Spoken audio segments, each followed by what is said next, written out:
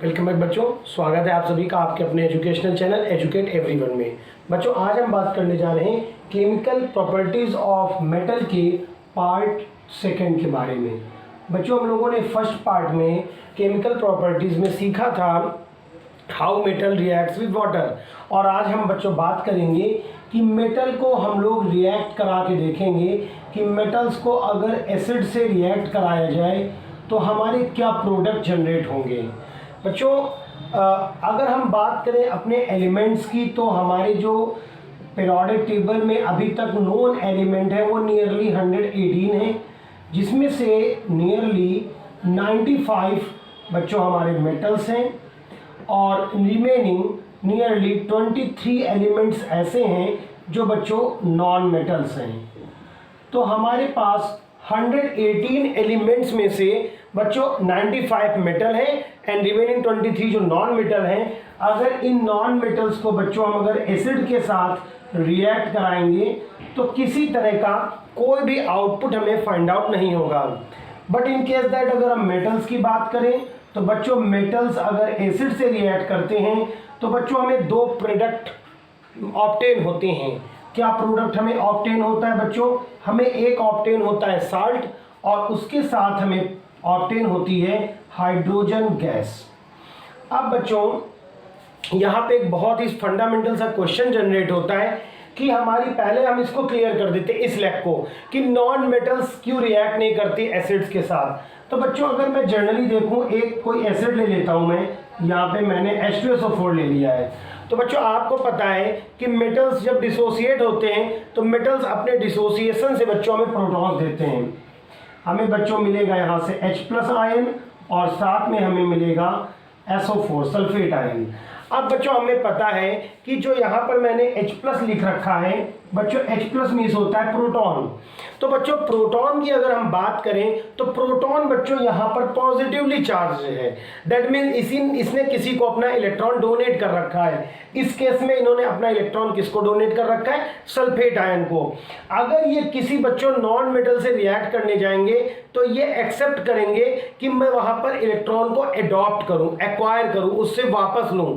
लेकिन बच्चों हमें पता है कि जो भी नॉन मेटल्स होती हैं उन्हें खुद ही इलेक्ट्रॉनों की जरूरत होती है। चाहे आप हैलोजेंस की बात करें, ऑक्सीजन फैमिली की बात करें, बच्चों सारे के सारे निगेटिवली चार्ज फैमिलीज हैं।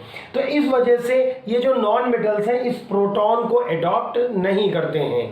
That is why non metals are non reactive regarding to the non-metals are non-reactive regarding to the acids। तो अब हम दूसरे हिस्से में पहुंच गए बच्चों। अब हमारे जो साल्ट यहाँ पे प्रोड्यूस हो रहा है बच्चों वो 3 टाइप का प्रोड्यूस होगा, और वो 3 टाइप का क्यों प्रोड्यूस होगा उसका भी रीजन है। वो ये डिपेंड करता है कि जो हमने यहाँ पर एसिड यूज किया है वो कौन सा है। बच्चों अगर आप यहाँ पर यूज करते हैं hydrochloric acid that means HCl, अगर आप यूज करते हैं H2SO4 that means sulphuric acid, या फिर आप यूज करते हैं बच्चों HNO3 नाइट्रिक एसिड। तो बच्चों अगर आप ये 3 एसिड्स यहाँ पे यूज करते हैं तो हाइड्रोक्लोरिक यूज करने से आपको बच्चों जो कंपाउंड साल्ट मिलेगा वो होगा बच्चों क्लोराइड साल्ट। अभी मैं इसके एग्जांपल से आपको और क्लेरिफाई कर दूंगा। अगर आप बच्चों यूज करते हैं H2SO4 तो आपको यहाँ पर क्या ऑब्टेन होगा बच्चों? सल्फेट ऑब्टेन होगा। और अगर मैं बच्चों बात करूं HNO3 की तो यहाँ पर नाइट्रेट ऑब्टेन होगा। अब यहाँ पे एक चीज आपको ध्यान से समझ लेनी चाहिए कि जब हम बच्चों मेटल्स की रिएक्शन कराते हैं नाइट्रिक एसिड से तो most of the metals nitric acid से रिएक्ट करके हाइड्रोजन गैस लिबरेट नहीं करती हैं। जैसे मैंने यहाँ पे लिखा है कि एक साल्ट मिलेगा और साथ में क्या मिलेगा? हाइड्रोजन मिलेगा। तो मैं सबसे पहले नाइट्रिक एसिड को ही क्लियर कर देता हूं जिससे कि इसके बारे में बात करने के लिए कोई गुंजाइश ना रह जाए। बच्चों देखें नाइट्रिक एसिड जो होता है वो मेरा बहुत ही अच्छा ऑक्सीडाइजिंग एजेंट होता है। ठीक है बच्चों, नोट डाउन करेंगे इस बात को। जो एथनोथी होता है बच्चों वो कैसा होता है? हमारा ऑक्सीडाइजिंग एजेंट। और बच्चों ऑक्सीडाइजिंग एजेंट शब्द का मतलब क्या है? ऑक्सीकारक शब्द का मतलब है किसी को ऑक्सीजन दे देना। तो जब बच्चों हम लोग मेटल्स को रिएक्ट कराते हैं, जब हम लोग मेटल को रिएक्ट कराएंगे अगर HNO3 के साथ, इन केस दैट अगर हम मेटल को HNO3 से रिएक्ट करा दें, तो बच्चों जब हमारी हाइड्रोजन गैस जनरेट होगी तो ये नाइट्रिक एसिड अपने ऑक्सीडाइजिंग नेचर की वजह से इस हाइड्रोजन को क्या डोनेट कर देगा बच्चों? ऑक्सीजन डोनेट कर देगा। तो ये यहाँ इसको क्या डोनेट कर रहे हैं बच्चों? Oxygen gas. और फिर फाइनली होगा क्या? हाइड्रोजन और ऑक्सीजन आपस में रिएक्ट कर लेंगे और वाटर मॉलिक्यूल जनरेट कर देंगे। तो इसका मतलब यह है कि अगर हम नाइट्रिक एसिड से बच्चों रिएक्ट कराने के बारे में सोच रहे हैं तो नाइट्रिक एसिड से रिएक्ट हमारे लिए कराना ठीक नहीं होगा, बिकॉज ऑफ दैट, क्योंकि हमें वहां पर हाइड्रोजन गैस ऑब्टेन नहीं होगी। वहां पर हाइड्रोजन जो है वो ऑक्सीडाइजिंग नेचर जो है आपके नाइट्रिक एसिड का, उससे आपकी एक्वायर कर लेगी ऑक्सीजन और क्या बना देगा बच्चों? Water molecule. तो हमारा नाइट्रिक एसिड का भी यहाँ पर सफाया हो जाता है। अब हमारे सामने क्वेश्चन ये पुटअप होता है कि हमें बात करना है HCl और H2SO4 के बारे में। तो बच्चों इसको आप नोट डाउन कर लीजिए या फिर इसका आप स्क्रीनशॉट ले लीजिए और इसकी स्टडी कर लीजिए। इसके रिगार्डिंग अगर आपका कोई क्वेश्चन है तो आप बिल्कुल कमेंट बॉक्स में जाके हमसे पूछ सकते हैं। तो लास्ट का वीडियो जिन बच्चों ने देखा होगा, जो रिएक्शन विद वाटर मैंने बात करी थी, उस पे बच्चों मैंने आपकी रिएक्टिविटी सीरीज बनाई थी। मैं वही रिएक्टिविटी सीरीज वापस फिर से यहाँ बना रहा हूँ। तो बच्चों ये हो गया सोडियम, पोटेशियम, एल्कली मेटल्स। उसके बाद बच्चों क्या आता है मेरा? Magnesium, calcium.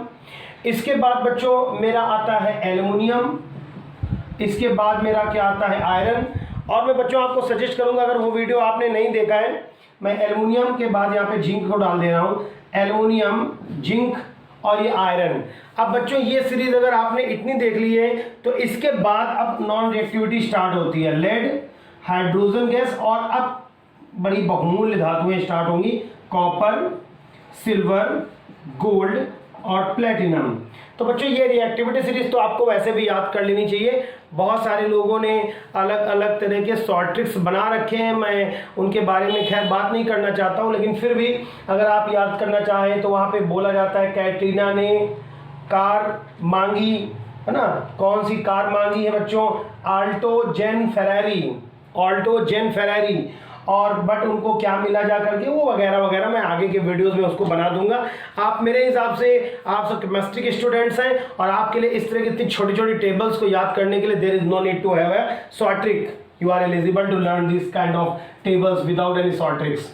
बच्चों अगर हम बात करें सोडियम और पोटेशियम की, तो हम इनको जनरली एसिड से रिएक्ट नहीं कराते और ये सजेस्ट भी करा जाता है कि आप इनको रिएक्ट ना कराएं। तो क्या ये रिएक्शन नहीं होता है? नहीं, रिएक्शन होता है, लेकिन उसके पीछे एक रीजन है। हम इसको डू नॉट सजेस्ट में डाल दे रहे हैं बिकॉज ये वगरस होता है, बहुत ज़्यादा, बहुत ही एक्सोथर्मिक होता है, बहुत सारी एनर्जी जनरेट होती है। ये हार्मफुल है अगर आप इसको एसिड से रिएक्शन कराएंगे। जब वाटर से ही आप देखे होंगे लास्ट के वीडियो में कि कितना सारा एक्सोथर्मिक था, तो यहाँ पर तो बच्चों एसिड वैसे भी बहुत ज़्यादा रिएक्टिव होते हैं। तो ये सजेस्ट किया जाता है कि आप इसको रिएक्ट ना कराएं सोडियम और पोटेशियम से। अब मैं बच्चों बात करता हूँ यहाँ पर कैल्शियम, मैग्नीशियम जैसे डाईवैलेंट के बारे में। इनकी वैलेंसी बच्चों आपकी 2 है, चलो मैं इनके बारे में बात कर लेता हूँ। तो आप जैसे Mg को रिएक्ट करा दें Mg प्लस H2SO4, तो बच्चों मेरा क्या बन जाएगा यहाँ पे? MgSO4 और क्या लिबरेट हो जाएगी बच्चों? मेरी हाइड्रोजन गैस। ठीक है ना? इसी तरह से आप अगर यहाँ भी आ जाएं, इन तीनों के बारे में भी बात करें, एल्युमिनियम, जिंक या आयरन के बारे में, तो बच्चों ये सब भी बड़े मजेदार तरीके से रिएक्ट करते हैं। अगर एल्युमिनियम को आप रिएक्ट कराएंगे H2SO4 से, तो बच्चों आपको पता है कि जो सल्फेट आयन होता है वो डबल माइनस चार्ज कैरी करता है, और बच्चों जो एल्युमिनियम होता है ट्राईवैलेंट होता है, और 3 और 2 का कॉम्बिनेशन सिर्फ एक ही तरीका है, 6। तो यहाँ पे बच्चों मेरा बन जाएगा Al2SO4 का होल थ्राइस। दैट मीन मुझे यहाँ 3 लगाना पड़ेगा और लिबरेट होगी बच्चों क्या? 3 मोल्स ऑफ हाइड्रोजन। तो हाइड्रोजन के 3 मॉलिक्यूल बच्चों यहाँ पर लिबरेट हो जाते हैं। अगर मैं बच्चों और नीचे आना चाहूँ, अगर बात करूँ मैं हाइड्रोजन के नीचे के इन जो एलिमेंट को आप देख रहे हैं, जिसमें से आपका कॉपर आ जाता है, सिल्वर आ जाता है, गोल्ड आ जाता है, प्लेटिनम आ जाता है, तो बच्चों ये नीचे वाली जितनी भी आप हिस्से को देख रहे हैं हाइड्रोजन के नीचे वाला, ये लोग तो बच्चों नॉन रिएक्टिव हैं। मेटल्स का इनके ऊपर बच्चों किसी तरह का कोई इम्पैक्ट नहीं होने वाला है। अब यहाँ इस सीरीज में अगर ये बात की जाए कि एसिड के लिए सबसे मोस्ट रिएक्टिव कौन है, तो बच्चों सबसे मोस्ट रिएक्टिव तो आपका यहाँ पर कौन है, सोडियम और पोटेशियम है, ठीक है ना। और फिर धीरे धीरे करके जो बच्चों रिएक्टिविटी लेवल है वो डाउन होता जाता है। कुछ बातें आपको यहाँ पे बच्चों याद रखनी होंगी, मैं यहाँ पे लिख दे रहा हूँ। सबसे पहली बात तो आप बताएंगे, when metal reacts with acid they form salt, लवण बनाते हैं, एंड साथ में क्या लिबरेट करते हैं बच्चों, हाइड्रोजन गैस। दूसरी बात आप क्या बता सकते हैं कि ये रिएक्शन हाईली एक्सोथर्मिक हैं, हाईली एक्सोथर्मिक है, बहुत सारी एनर्जी इससे लिबरेट होती है जब हम लोग मेटल्स को एसिड से रिएक्ट कराते हैं। मोस्टली जो रिएक्शन है वो HNO3 से सजेस्ट नहीं करते, क्योंकि इससे हाइड्रोजन बच्चों लिबरेट नहीं होती है, वो वाटर में आपके चेंज हो जाती है। इसके अलावा आप अगर जानना ही चाहते हैं तो आप कह सकते हैं कि हमारी जो मैग्नीशियम है और जो मैग्नीज Mg और Mn, ये दो मेटल जो आपके सामने मैंने लिख दिए हैं, एक यहाँ मैंने Mg लिख रखा है और दूसरा मैंने Mn लिख रखा है। अगर आप चाहें तो अगर आप वेरी डाइल्यूट अगर ले लें, कितना डाइल्यूट होना चाहिए बच्चों, सिर्फ 1% HNO3 हो और बाकी का रिमेनिंग 99% वाटर्स हो, तो अगर आप इसको रिएक्ट कराएं तो शायद हाइड्रोजन गैस आपको वहाँ पे ऑब्टेन हो जाएगी। दूसरी बात आपको हाँ यहाँ पे ये भी ध्यान रखना है कि जब भी आप मेटल से रिएक्ट कराएंगे तो आप डाइल्यूट फॉर्म में एसिड को लेंगे, कंसंट्रेटेड एसिड का बच्चों आप लोग यूज नहीं करेंगे, डाइल्यूट एसिड का ही यूज करेंगे, कंसंट्रेटेड फॉर्मेट का आपको यूज नहीं करना है। इसके अलावा मैंने पहले ही बता दिए कि आपको इससे क्लोराइड मिल सकता है, सल्फेट मिल सकता है और नाइट्रेट भी मिलते हैं नाइट्रिक एसिड से रिएक्ट कराने के बाद। वैसे उसके लिए मैंने सजेस्ट किया है कि आपको उस पर दिमाग लगाने की ज़्यादा ज़रूरत नहीं है। अगर मैं बात करूं नॉन मेटल्स की, तो बच्चों नॉन मेटल्स के कंपैरिजन में नॉन मेटल रिएक्ट नहीं करती हैं। उसके पीछे क्या रीज़न है मैंने आपको भी 2 मिनट पहले वहाँ पे लिख करके बता दिया है। अब आप चाहें तो यहाँ किसी भी एसिड से आप रिएक्ट करा सकते हैं। आप चाहें तो आप यहाँ पे Zn को रिएक्ट करा सकते हैं, Zn प्लस 2HCl ले लीजिए बच्चों, सॉरी NaCl नहीं HCl, तो आपका यहाँ पर क्या बन जाता है ZnCl2 और फिर लिबरेट होती है हाइड्रोजन। तो मैं आपको बहुत रिएक्शन के झंझट में नहीं बताना चाहता हूँ, आप आसानी से रिएक्शन लिख लेंगे, मुझे अच्छे से पता है। तो आपको बस यहाँ पे याद रखना है कि ये रिएक्शन ऐसा नहीं है कि होती नहीं है, रिएक्शन होगी, हाईली एक्सोथर्मिक होगी, सजेस्ट नहीं करा जाता है। और ये सब बच्चों आसानी से रिएक्ट करेंगे आपके डाइल्यूट एसिड्स के साथ, लेकिन हाइड्रोजन के नीचे जो भी आपको मेटल्स देखने को मिल रही हैं वो बच्चों इजीली रिएक्ट नहीं करती, या कहेंगे हम रिएक्ट करती नहीं एसिड्स के साथ। तो बच्चों इस वीडियो में अभी आपके लिए इतना ही। हम लोग केमिकल प्रॉपर्टीज ऑफ मेटल्स की सीरीज को कैरी आउट करेंगे। उन वीडियोस की नोटिफिकेशन बच्चों आपको टाइम से मिलती रहे, इसलिए बच्चों चैनल को सब्सक्राइब करके बेल आइकन को जरूर दबा लीजिए। और अगर वीडियो में कोई सी भी एक बात आपको पसंद आई है तो वीडियो को लाइक करके अपने दोस्तों में शेयर कर दीजिए। Thanks for watching this video.